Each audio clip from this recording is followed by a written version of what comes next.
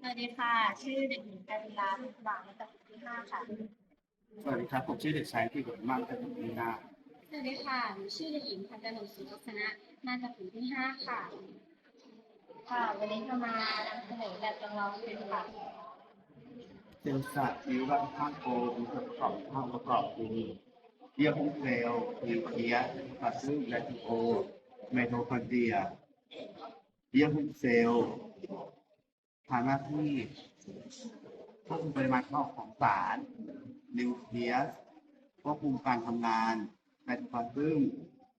ประสานการทำงานไมโทโอเป็นจัดเก็บสารต่างๆภายในเซลล์ในไมโทคอนเดรียช่วยสร้างพลังงานครับ ค่ะ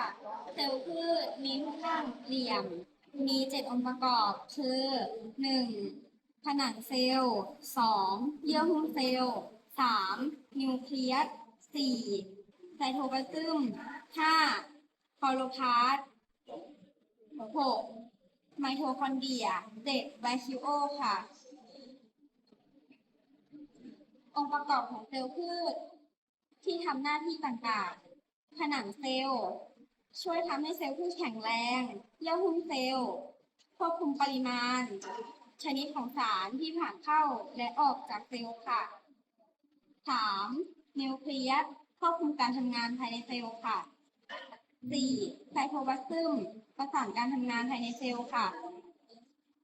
5คลอโรพลาสต์ช่วยสังเคราะห์แสงค่ะ6ไมโทคอนเดรียเป็นออร์แกเนลชนิดหนึ่งที่ช่วยสร้างพลังงานภายในเซลล์ค่ะและสุดท้าย7ไลคิโอค่ะเป็นถุงกับบรรสัตว์จุจะเก็บสารต่างๆภายในเซลล์ของค่ะ